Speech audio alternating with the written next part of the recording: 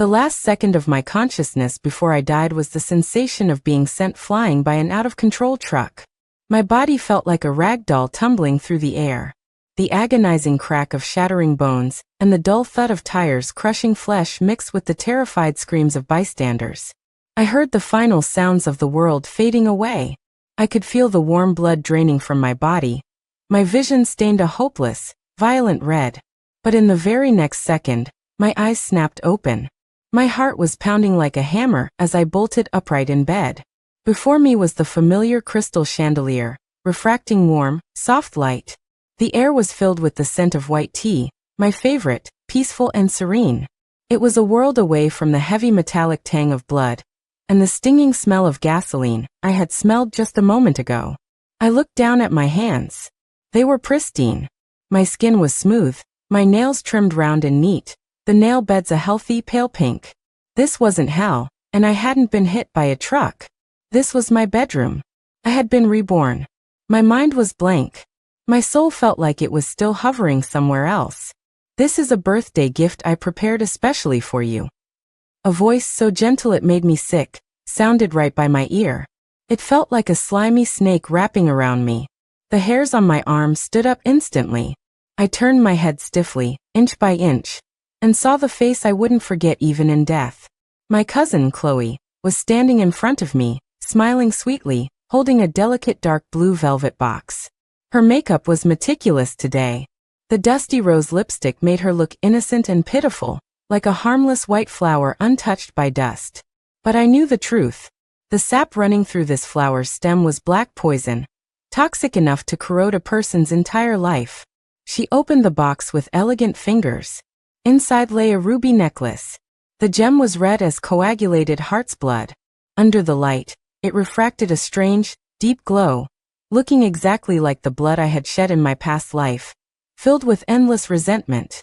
This was it. This necklace was what ruined everything. In my past life, exactly 1 week before my 18th birthday, today, Chloe had given me this necklace. I had been moved beyond words, thinking she had saved up for ages to buy me such an expensive gift. I treated it like a treasure and wore it day and night. But from that moment on, disaster followed. First, it was my face. Overnight, countless red, swollen sores erupted, weeping yellow pus and smelling of rot. Doctors at home and abroad were helpless. They said my bodily functions were normal, they couldn't find a cause. I, once voted the prettiest girl in school, became a monster everyone avoided. I didn't even dare look in the mirror. Then came my mind. My memory and logic, things I had always taken pride in, deteriorated rapidly. The knowledge in my textbooks became as alien as hieroglyphics. When it came time for the SATs, I stared at the paper, a test I should have aced, with a blank mind. I failed miserably. That day, I saw undisguised disappointment in my father's eyes for the first time. The cruelest part was my parents. They used to treat me like the apple of their eye. If I mentioned a wish in passing, they would move mountains to grant it. But gradually they became cold, impatient, even disgusted with me. When I cried in pain because of the sores on my face, Mom stopped hugging me. Instead, she told me to shut up, saying I was an embarrassment. When I failed my exams, Dad didn't encourage me. He threw away all my art books and called me a useless waste of space. They began pouring all their love and resources into Chloe. They praised her for becoming more beautiful, more elegant. They marveled at how smart she was getting, spending a fortune on top tutors to pave her way. In their eyes, Chloe became the daughter worth being proud of, while I was just a burden bringing shame to the family. I lost everything. I was kicked out of the house and ended up on the streets. And Chloe? She lived with a face that looked increasingly like mine, only more refined and vibrant. She spent my parents' money, lived in my room, and lived the life that should have been mine. I went to confront her, demanding to know what she had done to me. She just laughed contemptuously, her eyes filled with the thrill of revenge. She told me, "Sarah, someone born with a silver spoon in her mouth like you, how could you understand the pain of people like us struggling in the mud? You have everything without lifting a finger. Why, your good fortune should be mine." Then she hired a truck. On my way home from a menial job, she ended my pathetic life. As I died, I vaguely heard her muttering to the air, System, she's dead. Everything she had belongs to me forever now, right? A cold, mechanical voice responded. Yes, host. Fate extraction complete. After the target's death, the luck transfer is permanent. So that was it. Everything I had was just a fate to her, something to be stolen and swapped. A monstrous hatred surged in my chest, nearly burning away my reason. I stared dead at Chloe's hypocritical face, digging my fingernails deep into my palms, using the sharp pain to maintain a facade of calm. Blood seeped from my palms, the sticky sensation making me feel more awake. Sarah? Why aren't you saying anything? Do you not like it? Seeing my delayed reaction, a flash of nervousness and suspicion crossed Chloe's eyes. She seemed worried her plan was hitting a snag. I took a deep breath, suppressing the metallic taste of blood in my throat, and squeezed out a perfect, flawless, beaming smile. I reached out and gently took the cold necklace from the box. The moment my fingertips touched the ruby, I felt a faint electric current, carrying the stinging pain of my death in the previous life. How could I not like it? I looked up, gazing at her with the most innocent, moved expression I could muster, letting a layer of tears well up in my eyes. This is a gift from you, Chloe. I love it more than anything. It's beautiful. You shouldn't have spent so much money. My voice was sweet and sincere, just like the fool from my past life who trusted her implicitly and treated her like a real sister. Chloe visibly relaxed, her face settling back into that harmless, gentle smile. I'm glad you like it. I went to several stores to find this one. I heard it brings good luck. Our Sarah is about to take her college entrance exams. Wearing this will definitely help you get into the best school. Her words were like a poison knife, stabbing precisely at the trauma of my past life. I definitely will. I nodded heavily, clutching the necklace tightly in my hand, feeling its cold, sharp edges. Just for your kindness, I'll work hard. I'll wear it every day. Of course. But the person wearing it won't be me. Chloe, I'm setting the rules of the game this time. This gift, you tried so hard to find, I'll personally select the most suitable recipient for it. I will make you pay in blood. Satisfied, Chloe watched me put the necklace away. She offered a few more fake words of concern, telling me to rest early and keep my energy up, before turning to leave. The moment she closed my bedroom door, the innocent, touched smile vanished from my face, replaced by a cold stillness far beyond my years. I immediately held my breath, moving silently like a wary cheetah to the door, pressing my ear against the cold wood. The hallway was carpeted, so her footsteps were light, but her inner voice crackled in my brain like static electricity. Sure enough, a lowered voice, trembling with excitement and greed, came through clearly. System, she took it. She really took it. That idiot was so moved she was tearing up. She actually thinks I'm being nice to her. Her tone was dripping with contempt and a sense of intellectual superiority. A mechanical voice devoid of emotion rang in her head, but transmitted word for word into my ears. This was likely another gift from my rebirth. I could eavesdrop on the entire conspiracy of this evil duo. Plan proceeding smoothly, host. Please ensure the target, Sarah G., wears the Fate Swap necklace directly against her skin for more than 12 hours daily over the next 7 days. After 7 days, the soul binding will be complete. At that point, you may begin selecting 3 of her fate traits to swap. Finally, I've waited so long for this day. Chloe's voice shook with excitement. I want her beauty, that top-tier look that makes people unable to look away. I want her genius brain so I never have to struggle with anything again. And I want her parents' love. I want them to give all their money, all their connections, all their love to me alone. I want everything she has. Her desires grew like wild vines, every word dipped in poison. Once the swap is initiated, it is irreversible. Please choose carefully, host. The system reminded mechanically. I decided ages ago. Why would I need to be careful? Humph. Chloe's triumphant laughter couldn't be suppressed. She covered her mouth and walked away with a spring in her step, as if she could already see the beautiful future where I fell into hell, and she ascended to heaven. I leaned against the door until her presence completely faded, then slowly straightened up. I felt cold all over. 7 days. 3 traits. Irreversible. Those were the rules of this evil ritual. In my past life, during these 7 days, I had defenselessly marched myself to the altar, letting her slaughter me. I opened my hand. The blood-red necklace lay quietly in my palm, its cold touch feeling like a venomous snake flickering its tongue. I couldn't destroy it. That would be letting Chloe off too easy. I wanted her to watch with her own eyes as all her hopes turned into the most desperate curse. I needed a body double, a substitute who could perfectly receive this grand gift. I locked my door immediately, took out my phone, and dialed a number. "Hello, Uncle Gary? It's Sarah." A gentle, elderly voice came from the other end. "Sarah, what a surprise. Do you have another treasure you want Uncle Gary to appraise for you?" Mr. Gary was an old friend of my father's, a top expert in antiques and jewelry, and a scholar of ancient texts and occult secrets. In my past life, after my fall, he was one of the few elders who genuinely pitied me, even secretly slipping me money and telling me not to give up on life. "Uncle Gary, you really are psychic." I forced a light laugh, trying to sound like a naive teenage girl. "I recently got a piece of jewelry, a ruby necklace. My family says it's an heirloom, but looking at it feels indescribably weird. Could you take a look at it for me?" "Oh, weird how?" Uncle Gary's interest was piqued. Choosing my words carefully, I described the necklace's features, specifically the way the ruby looked like something alive and flowing was trapped inside, and the cold, unsettling feeling it gave off when touching the skin.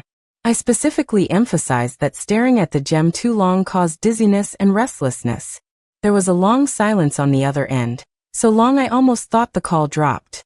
I could only hear the rustling of pages turning, and his breathing growing heavier. "Sarah." Uncle Gary's voice returned, grave and serious. "Listen to me. Do not wear that thing against your skin. Where are you right now? If you can, bring it to me immediately. Remember, wrap it in thick cloth, black is best, and do not let it touch you." A chill went down my spine. I knew I had found the right person. His reaction was even more serious than I expected. "Okay, Uncle Gary. I'm coming right now." Hanging up, I didn't hesitate. I wrapped the necklace in layers of black velvet cloth and placed it inside a lead box I found in my father's study, used for storing old film rolls, hoping it would block some of the ominous energy. I changed into low-key clothes and hurried downstairs. "Sarah? Where are you going this late?" Mom was in the living room watching TV. Seeing me rushing, she asked with concern. "Mom, I'm going to see Uncle Gary. I have a question for him. I'll be back soon." "Go ahead. Be careful on the road," Mom said gently. Looking at my mother's loving face, my nose stung. This warm maternal love was what Chloe had forcibly stolen in my past life, turning it into a sharp blade of cold indifference against me. In this life, I would never let anyone hurt my family again. I gripped the lead box tighter, my eyes firm. "Chloe, showtime is starting." By the time I drove to Uncle Gary's tea room, it was late. The rustic room was lit by a single calming incense burner, faint smoke curling in the air. Uncle Gary was sitting behind the tea table. Seeing me enter, he skipped the pleasantries and pointed to the seat across from him, signaling for me to take the item out. His expression was unusually solemn, his habitual smile was gone. I placed the lead box on the table, opened it, and peeled back the layers of black velvet. When the ruby necklace was fully exposed under the soft light of the tea room, I distinctly felt the temperature in the room drop a few degrees. The air seemed to thicken. Uncle Gary put on his reading glasses and picked up a high-powered loupe, leaning in to examine it closely. He didn't touch it with his hands, instead using an ivory probe to gently move the chain. His frown deepened, and his face grew darker. I could see beads of sweat forming on his temples. After a long time, he straightened up and exhaled a long, turbid breath, as if he had just fought a silent battle. "It really is that." He put down the loupe and looked at me with a complex mix of pity and concern. "Child, you were right to come. This thing isn't a lucky charm. It is an object of great evil." "Uncle Gary, what exactly is it?" I asked, feigning ignorance, my voice trembling with just the right amount of fear. "This is called blood grafting," Uncle Gary said slowly, his voice low. "It's a long-lost piece of sorcery from the South Seas. The caster uses a medium to connect their blood with the victim's luck. Like grafting a branch onto a tree, They forcibly graft the victim's good branches, beauty, talent, destiny, onto their own withered stump. The victim has the essence of their fate drained away drop by drop, eventually becoming a walking corpse or meeting a violent end. His explanation was identical to the fate swap I had heard, just more detailed and sinister. What if the grafting fails? I asked, seizing on the key point, my palms sweating with tension. That is the most insidious part of this sorcery. Uncle Gary's eyes turned sharp. It is a one-way graft. Once started, it cannot be stopped. If the target of the graft is wrong, say if you give this necklace to someone completely unrelated, then everything the caster wanted to steal will rebound onto them as a curse, magnified. If they wanted to steal beauty, they will become hideous. If they wanted talent, they will become stupid. If they wanted luck, they will be plagued by disaster. Magnified rebound. My heart hammered against my ribs. This was exactly what I wanted. It was even more perfect than I had imagined. Uncle Gary, can it be destroyed? I asked tentatively, acting like a scared girl should. Uncle Gary shook his head. Evil objects bound by blood pacts are hard to destroy with external force. Forcing it might trigger uncontrollable disasters. The best way is to let it consume its master. He looked at me deeply. His eyes, having seen so much of the world, seemed to understand something. Sarah, tell me, who gave you this necklace? I didn't dodge his gaze. My eyes reddened, and a tear slipped down perfectly. It was Chloe. She said it was a birthday gift. A flash of understanding and pain crossed Uncle Gary's eyes. He sighed heavily and didn't press further. He just patted the back of my hand. Good child, don't be afraid. Since you came to me, I won't let you be harmed. Now how do you plan to handle it? I knew he was giving me a choice. Be a kind victim, or a vengeful fighter. I wiped my tears, my gaze hardening. Uncle Gary, I don't want to hurt anyone, but I can't let the person trying to harm me succeed. I want this necklace to go where it belongs. Uncle Gary looked at me for a long time, then nodded with relief. You've grown up. Do what you need to do. If you need anything, come find me. Leaving the tea room, a clear plan had formed in my mind. I needed to find the perfect recipient for Chloe's grand gift. This person had to meet two criteria. First, they must have tragically lost the very things Chloe wanted most. Second, they must be someone with a powerful enough spirit, someone who, even in the abyss, still craved revenge and rebirth. Because I wasn't just sending a necklace, I was sending an opportunity. A chance to return to the battlefield. Sitting in my car, I opened my phone browser and typed in a name, Victoria Vance. A year ago, this name was a legend in the business world. At 28, she had built Vance Tech, a top-tier technology company from scratch. She was unstoppable. She possessed not only a brilliant business mind, but also a stunning beauty that outshone movie stars. She was a goddess to millions. Beauty, talent. However, a suspicious car accident a year ago, result of a corporate conspiracy, had sent this favored daughter of heaven straight to hell. The news articles popping up on the screen were shocking, each one recounting her misery. Vance Tech founder Victoria Vance in severe crash, likely paralyzed for life. The photo showed a bloody scene of her being pulled from a twisted sports car. Insider leak, Victoria Vance Disfigured. The former beauty CEO is gone. Next to the text was a blurry paparazzi shot showing half her face wrapped in thick gauze. Vance Tech hostile takeover by rivals. Victoria Vance abandoned by all, empire collapses overnight. Car crash, disfigurement, disability, career destroyed. What she had lost was exactly what I possessed now, and exactly what Chloe dreamed of. Beauty, a healthy body, unlimited potential, and the backing of a wealthy family.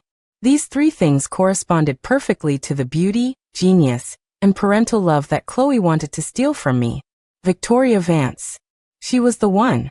I found the address of the high-end private sanitarium, where she was staying. Chloe, you want my fate? Fine, I'll give it to you. But this fate belongs to the Victoria Vance of the past. I'd like to see if a withered weed growing in the gutter, like you can handle the weight of a queen's crown of thorns. The core of the plan was deception. The next morning, the first thing I did was take a photo of the necklace to the city's most famous jewelry replica workshop. Can you make an identical necklace? Materials don't matter. Ordinary crystal and gold plating are fine. The key is the look. It has to be indistinguishable, especially the cut of the gem and the texture of the chain. I laid out my specific requirements. The craftsman took the photo, looked at it, and nodded. No problem, Mississippi. The craftsmanship is a bit complex. Come back in 3 days. I'll pay triple if you can finish it today. I pulled a stack of cash from my wallet and placed it on the counter. The craftsman's eyes lit up. He looked at the photo again and said solemnly, "Come back at 4 p.m. at the latest." Fake necklace secured. Next was getting the real one to Victoria. Showing up in person would be suspicious, maybe even get me labeled a scammer. For someone as proud as Victoria Vance, any approach that smelled of pity was an insult. It had to be done in a way she couldn't refuse, yet wouldn't investigate too deeply immediately. I went home and locked myself in my room.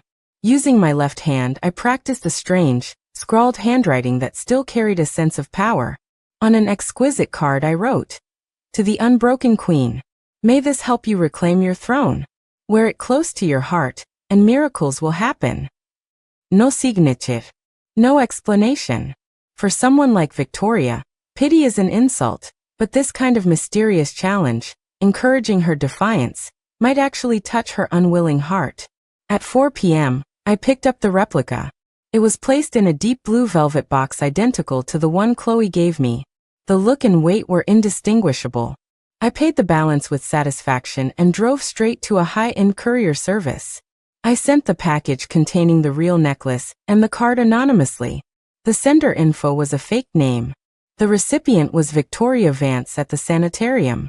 To ensure it arrived safely, I paid for the most expensive direct delivery service. Done. I drove home. As soon as I entered, I saw Chloe sitting in the living room chatting with my mom. Seeing me, she stood up immediately, her eyes darting subtly to my neck. I was wearing the replica. The red gem glittered with a cheap light under the lamps.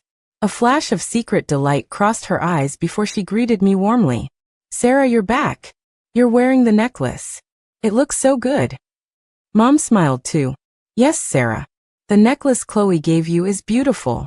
You should wear it. Look how well it suits your skin tone." I touched the necklace shyly and smiled sweetly at Chloe. "Yeah, Chloe gave it to me. Of course I have to wear it every day." Chloe's smile deepened. She walked over and intimately adjusted the necklace, her fingertips grazing the fake ruby. I saw her secretly let out a breath of relief and sneered internally.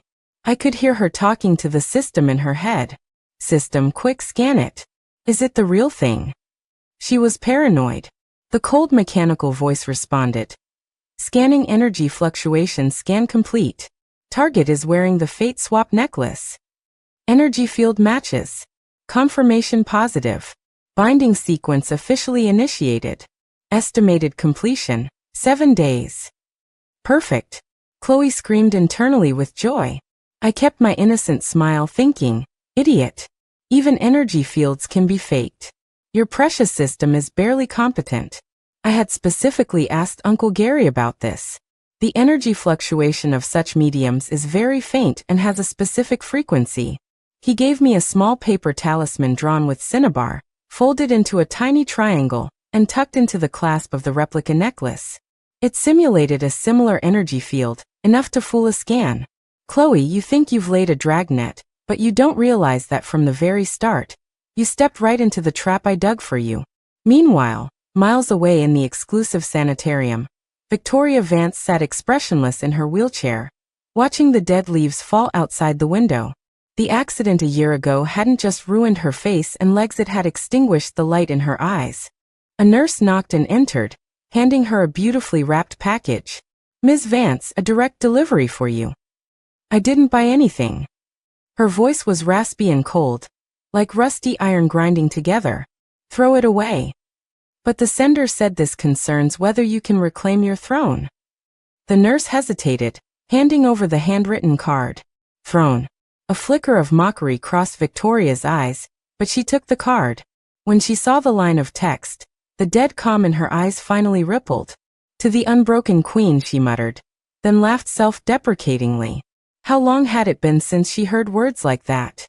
Since the accident, Everyone looked at her with pity, sympathy, or schadenfreude. She signaled the nurse to open the package. When the blood-red necklace came into view, she paused. The gem's color looked exactly like the blood she shed during the crash, and exactly like the flame of vengeance that never quite died in her heart. As if possessed, she picked up the necklace and fastened it around her neck. The cold gem touched the skin of her chest. She closed her eyes, holding on to a desperate, mocking hope. Miracles? There were no miracles in this world. But what she didn't know was that the moment she put on the necklace, a theft ritual targeting her, and a backlash trap orchestrated by me, had silently begun. The switch was complete. Now I just had to wait for the show to start. The next day, Chloe showed up bright and early, carrying breakfast from my favorite spot. She walked into my room smiling like the perfect caring sister. Her diligence disgusted me, but I knew she wasn't here to see me, she was here to check the results. Sarah, get up for breakfast. Look, that necklace suits you more every time I see it. As she spoke, her eyes scanned my face, searching with urgent anticipation. I was sitting at my vanity. In the mirror, my face was clean, my skin smooth as ever, glowing with health from a good night's sleep. A flash of poorly hidden disappointment and confusion crossed Chloe's eyes, though she masked it quickly. I yawned, turned around lazily, rubbing my eyes. Chloe, perfect timing. Can you look at my face? Does it look like something is growing on it? It feels itchy and weird. This was step 1. Planting the seed. Sure enough, Chloe's eyes lit up instantly. She leaned in, pretending to examine my face closely, her eyes almost glued to my skin. Then she gasped. Oh no, Sarah. It really is a bit red right here. Did you eat something bad last night? Maybe an allergy. She pointed at my flawless cheek, speaking with absolute conviction, as if she really saw a terrible blemish. I played along, looking panicked, grabbing a mirror to check repeatedly. Really? I can't see it, but it itches so bad. Am I going to get disfigured? I hate pain. As I spoke, I lightly scratched my cheek with a fingernail, leaving a faint red mark. Don't say that, of course not, Chloe comforted me verbally, but the glee in her eyes was overflowing. Probably just acne. Puberty, you know. It'll clear up in a few days. Don't scratch it, you'll get scars. I knew that inside. She was screaming at the system to hurry up. System, what's going on? Why isn't there an effect yet? She asked anxiously in her mind. Energy is gathering. The target's fate traits are very stable, extraction takes time. Based on contact analysis just now, subtle energy turbulence has appeared in her dermal layer. This is the precursor to the swap. The system responded coldly. Getting professional confirmation, Chloe was satisfied. After seeing her out, I locked the door and took out my prepared prop, a special plant sap extract I had begged off Uncle Gary. It was non-toxic, but hours after application, it caused red, swollen bumps that looked exactly like severe cystic acne. It would fade naturally in 3 days. I carefully applied the sap to my cheeks and forehead, then waited. By afternoon, Chloe was back, using the excuse of bringing fruit. Running to my house twice in one day, her intentions were blatant. This time, when I opened the door, she saw exactly what she wanted to see. My face had erupted in a dozen angry, red sores, some even coming to a white head. It looked shocking, identical to the misery of my past life. Oh my God, Sarah. Your face. She covered her mouth, her eyes wide with undisguised shock and ecstasy, the twisted pleasure of finally getting what she wanted. I burst into tears. The tears weren't fake, they were mixed with real emotion. Seeing this face brought back all the pain and humiliation of my past life. I threw myself onto the bed, burying my head in the pillow, my body shaking with sobs. My face is ruined. I can't let anyone see me. Chloe, go away, don't look at me. I'm so ugly. Chloe walked to the bed, patting my back gently. Her voice trembled with suppressed laughter she tried to disguise as concern. Don't cry, don't cry. It's okay, probably just a severe allergy. I'll go with you to the hospital. I'm not going. How can I go out like this? People will laugh at me. I screamed into the pillow, perfectly playing the role of a teenage girl having a breakdown over her looks. Okay, we won't go. You rest. I'll come see you tomorrow and bring some plain porridge. Chloe offered a few more fake platitudes before turning to leave, clearly impatient to get away. I could imagine her sprinting downstairs to find a quiet corner to gloat with her system. I lifted my head from the pillow, wiping away the real tears, and walked to the mirror. The horrific face in the reflection was, to me, the perfect camouflage. I gently touched the acne, the corner of my mouth curling into a cold smile. System, the swap has started. Why don't I feel any change yet? In the garden downstairs, Chloe asked anxiously. Detected that target's beauty trait has begun peeling away. Energy is transferring. Host, absorbing high-level fate takes time to settle. Please be patient. Your appearance will show preliminary improvements in 7 days. Patience? Chloe, I hope you truly have enough patience to wait for the surprise prepared for you. Because right now, on the other side of the city, a real miracle was quietly taking place. In the sanitarium, Victoria was looking in the mirror, using tweezers to carefully clean a wound on her face. Suddenly, she stopped, staring at her reflection in disbelief. At the edge of the deepest scar near her eye, the angry red granulation tissue seemed to have faded just a tiny bit. She thought it was a hallucination. But when she touched it lightly, the skin felt softer than before. A faint, almost imperceptible warmth was radiating from the necklace on her chest, slowly nourishing her damaged skin. For the first time, a look of genuine shock flashed through Victoria's eyes. The sores on my face became my best shield. I started refusing to go to school, locking myself in my room all day. My parents were worried sick, hiring the best dermatologists in the city, but I turned them all away at the door, claiming I didn't want to be seen. I told them I was using the creams the doctors prescribed, but the effects were slow. My erratic behavior was, in Chloe's eyes, proof that the plan was working perfectly. She came over almost every day, bringing various soups she claimed detoxified the body, but really just to monitor my progress. Watching me get more haggard and hysterical by the day, her smile grew more sincere by the day.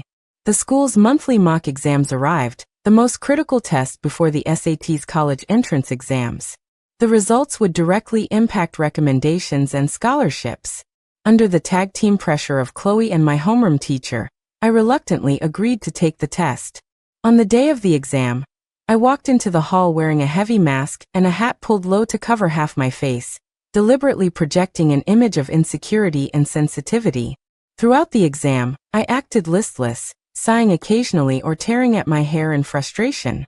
I handed in my paper 30 minutes early, leaving everyone with a view of my desolate retreating figure. When the results came out, the whole grade was in an uproar. Me, Sarah G., the immovable number 1, had plummeted to the bottom middle of the pack.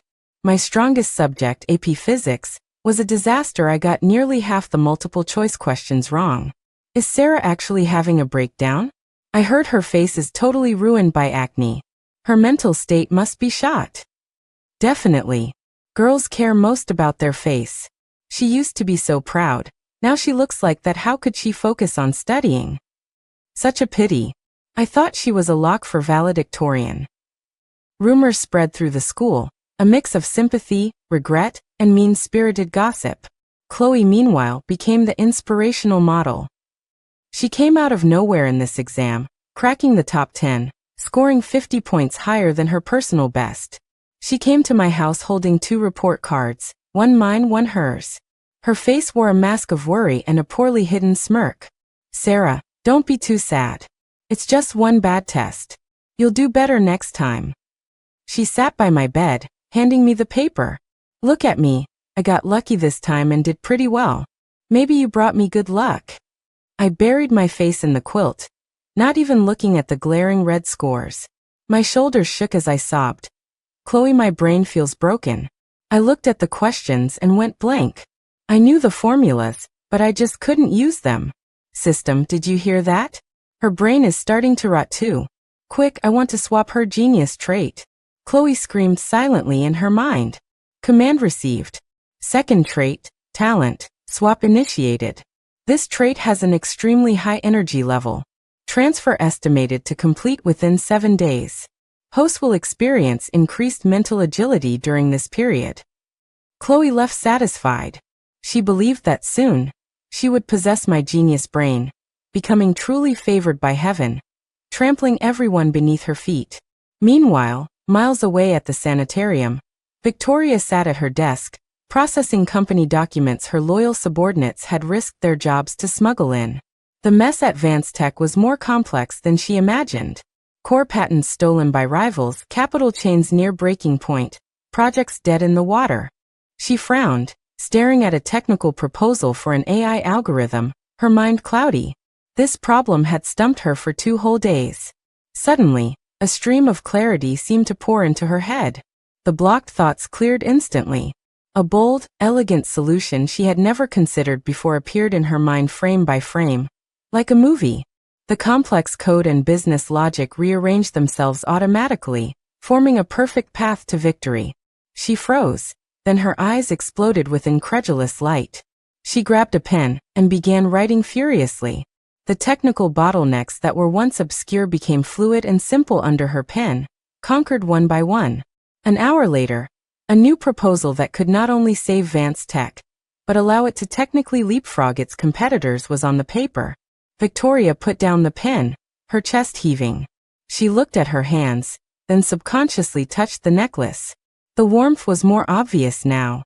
Was the card true? Did miracles actually exist? She immediately dialed her assistant Jay, her voice suppressing excitement and radiating undeniable command. Jay, gather our people immediately. Execute the new plan I'm sending you right now. Also, any update on the mystery sender? Ms. Vance, Jay's voice was equally emotional. We have a lead. From that day on, Victoria's world began to turn upside down. Her mind became clearer than ever. Business problems that once plagued her were now simple. Through encrypted emails, she remotely commanded her loyalists like a general, dismantling her opponent's setups step by step, planting critical seeds for reclaiming Vance Tech. Her subordinates were shocked to find that the invincible boss Vance wasn't just back. She was sharper and more powerful than before.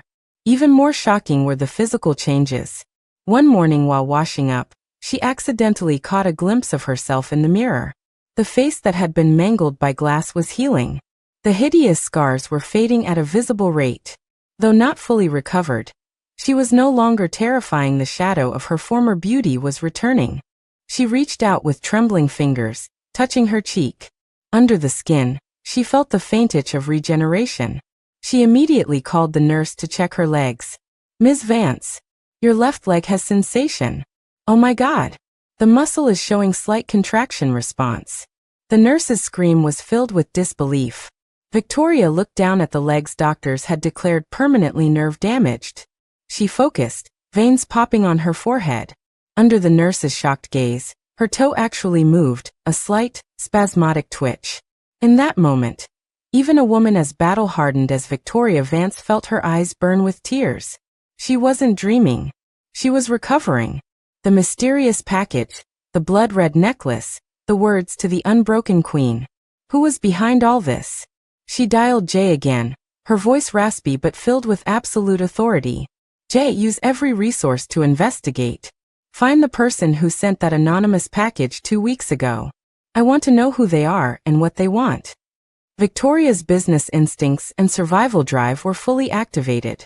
She didn't believe in free lunches. Behind this miracle, there had to be a secret.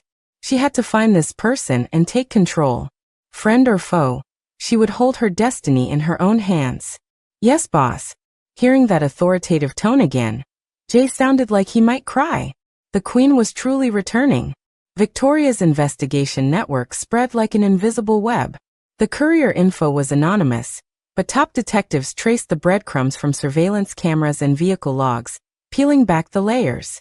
Although I had taken countermeasures, Victoria's resources far exceeded my imagination. 3 days later, the results pointed to a family that seemed to have zero connection to her, the G family, and their soon-to-be 18 daughter, Sarah G. Jay placed a thick report in front of Victoria, confused. Boss, this Sarah G has a clean background. Simple resume, just a normal high school student. No interaction with us. I can't figure out why she'd do this. Also, the report says she's had some trouble lately, disfigured by acne, grades tanking. Victoria looked at the photo of the smiling girl, her eyes thoughtful. A normal high schooler? No. Impossible. An ordinary person couldn't produce something that brought the dead back to life. There was a deeper motive. She didn't know her, but she felt a strange, unknown connection to this girl. She looked at the date marked in the report, Sarah G's 18th birthday party, and a slow, meaningful smile curled her lips. Perhaps she should visit in person. Meet this mysterious benefactor, and solve the riddle face to face. The 7 days passed in a flash. During this week, the sores on my face fluctuated, and my grades hit rock bottom, cementing the image of a girl who had given up due to disfigurement. My parents went from worried to disappointed and impatient. They stopped visiting my room, leaving the servants to deliver meals. This familiar coldness stung, but I knew it was part of the plan. Chloe meanwhile hit her peak. She grew prettier, her skin smoother, her features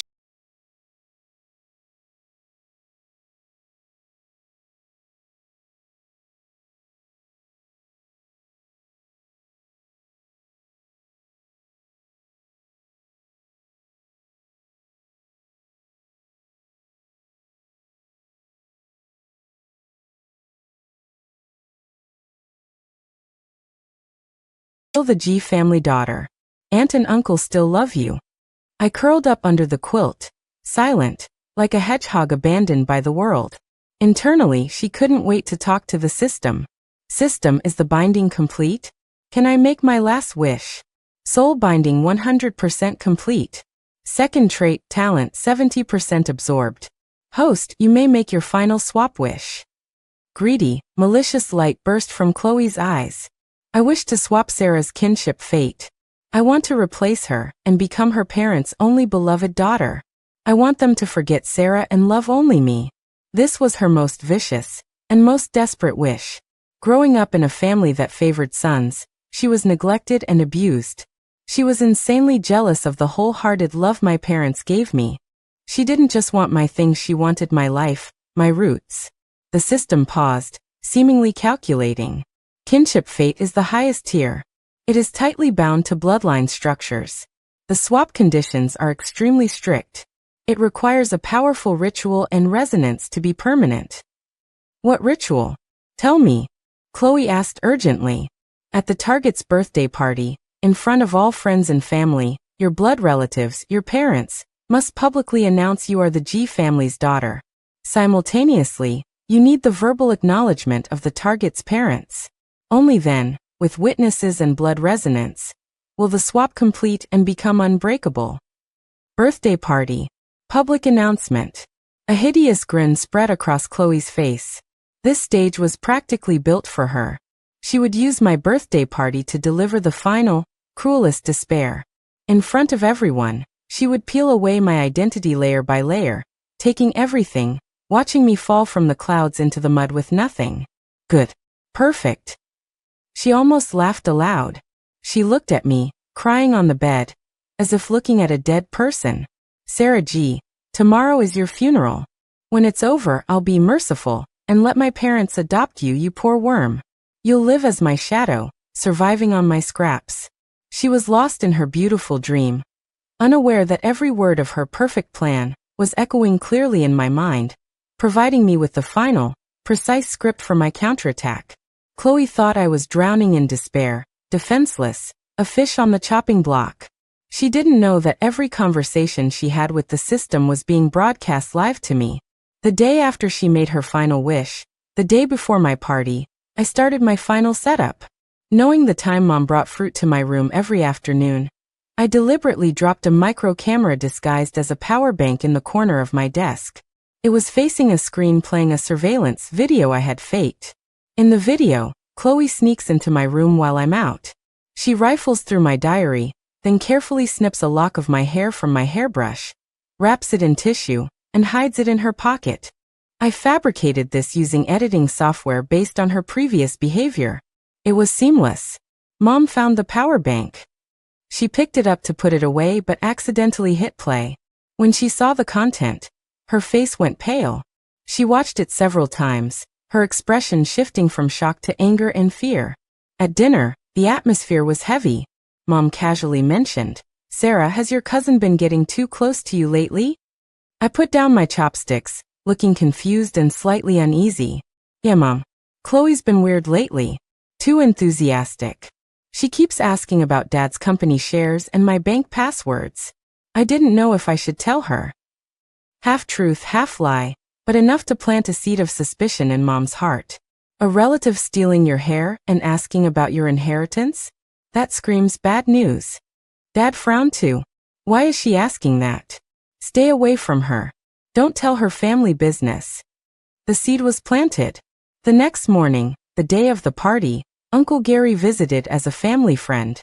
He brought a pair of exquisitely carved white mutton fat jade piece knots as gifts. He handed them personally to my parents, chuckling. Old G, sister-in-law, I got these from a high monk. Consecrated. There will be a lot of people tonight wear them. They ward off villains and keep you safe. My parents trusted Uncle Gary implicitly and put them on immediately. Those weren't ordinary amulets. They were clarity jade, Uncle Gary made, carved with runes to calm the mind. They couldn't fully block dark magic, but they could keep a sliver of the mind clear in critical moments. The pieces were all on the board. Evening came. I sat at my vanity, looking at my face painted with sickly makeup. My eyes calm and sharp. Chloe, the stage is set. The lights are on, the audience is seated. Tonight, you will be the shining clown. By twilight, the G Villa was ablaze with lights. Guests filled the halls. Strings played in the garden, the champagne tower sparkled. I wore a white princess dress, with light makeup cleverly concealing the acne. I wasn't as radiant as before, but I looked delicate and pretty. I stood quietly by my parents, smiling at the guests, playing the good daughter who remained strong despite misfortune. Chloe and her parents, my aunt and uncle, arrived. Chloe wore a fiery red gown, the hem swaying with ambition, completely out of sync with the warm atmosphere. She held my uncle's arm, smiling with the confidence of a winner, greeting guests. This is my uncle and aunt. As if she were the host. Halfway through the party, the main doors swung open again. A woman in a wheelchair, surrounded by black-clad bodyguards and suited lawyers, glided in slowly. The hall went silent. The music seemed to pause. Everyone stared at the uninvited guest. It was Victoria Vance. She wore a sharp black silk suit, her hair pinned up. Though in a wheelchair, the scars on her face were barely visible under makeup, and her restored beauty was breathtaking. More importantly, the queenly aura in her eyes was so powerful people looked away. Dad paused, then rushed over, flattered. May I ask? Victoria's assistant stepped forward, handing over a card. Mr. G, hello. We represent Vance Tech. Ms. Vance heard it was Miss Sarah's birthday and came to offer congratulations.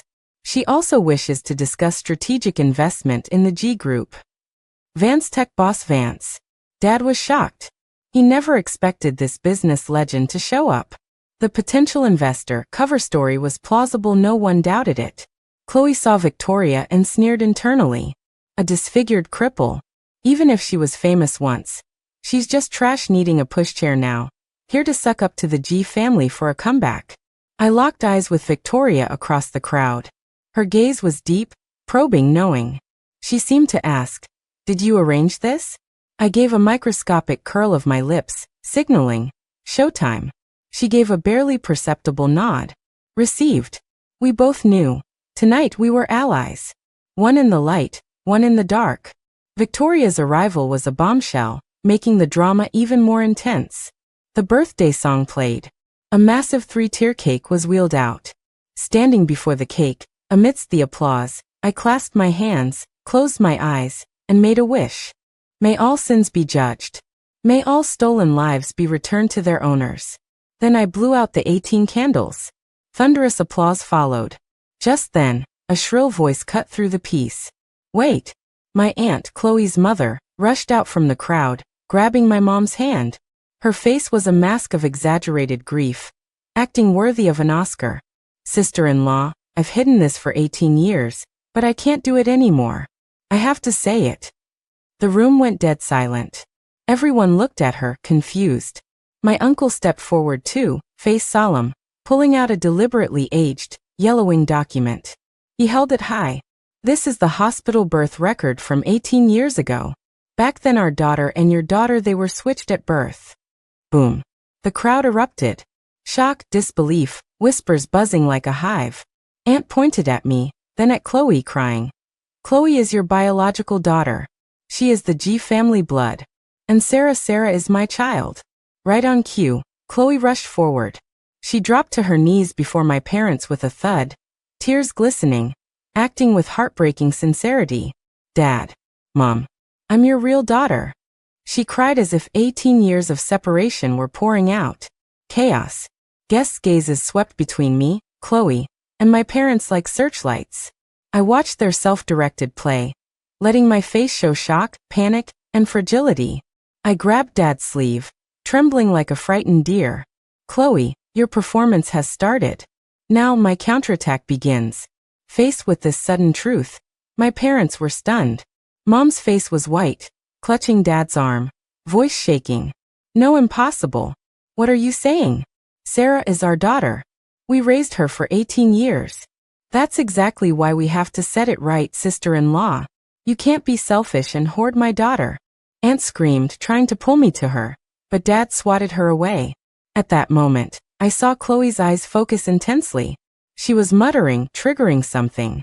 The necklace around Victoria's neck seemed to answer the call, emitting a faint red glow only I could see. An invisible, cold force instantly enveloped my parents. I saw their eyes go blank for a second, struggling.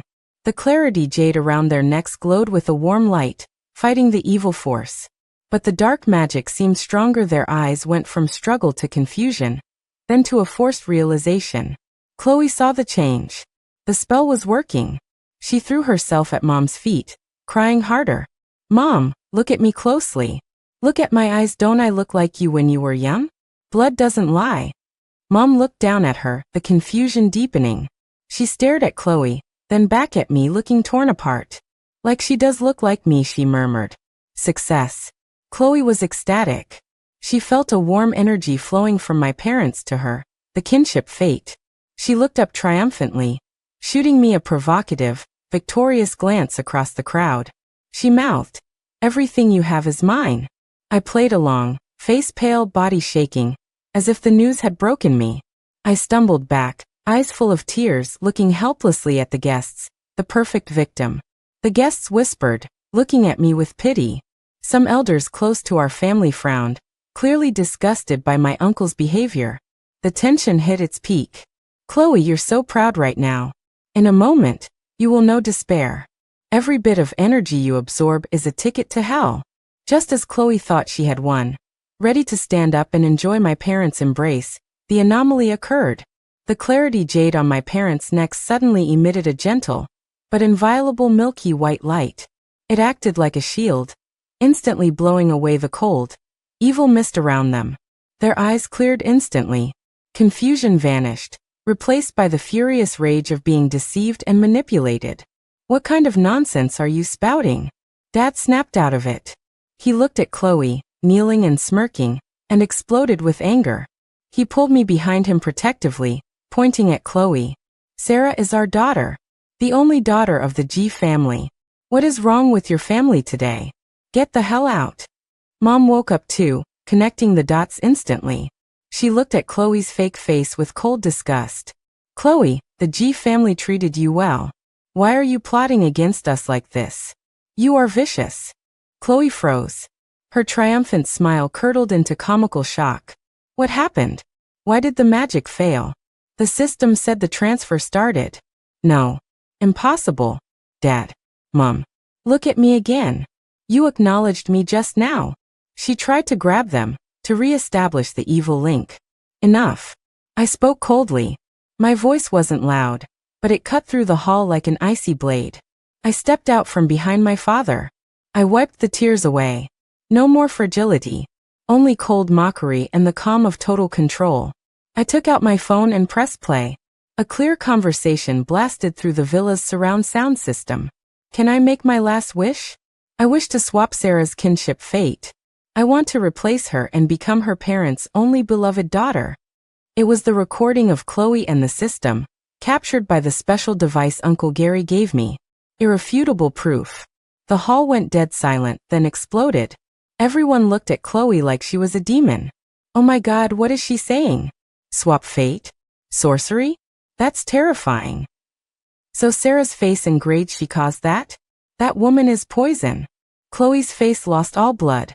She looked at the phone, then at the disgusted crowd, and panicked completely. No. That's not me. She faked it. She framed me. She screamed, trying to struggle. But no one believed her. And right then, the massive dark energy she had summoned, now lacking a valid target because the graft failed, began its insane, violent rebound. Aya! A scream that didn't sound human tore from Chloe's throat. Under everyone's gaze, the skin on her proud, beautiful face suddenly cracked like dry earth from her eye to her chin. A hideous, bloody scar appeared out of thin air. It was deep, oozing dark blood. The shape and position of the scar were identical to the one on Victoria Vance's face. The crowd gasped. Someone fainted. People backed away in horror, watching a monster transform. My face, my face! Chloe touched the hot, uneven, sticky mess. She saw the terror in the guest's eyes. Saw her reflection in a phone screen, a face like a ghoul. She broke. But that was just the start. She screamed, trying to stand and run, but her legs gave way. She collapsed heavily. A sickening crack of dislocated knees echoed. Pain hit her, then her legs went numb, dead wood, paralyzed. Her legs were crippled. Instantly. Then, the final horror.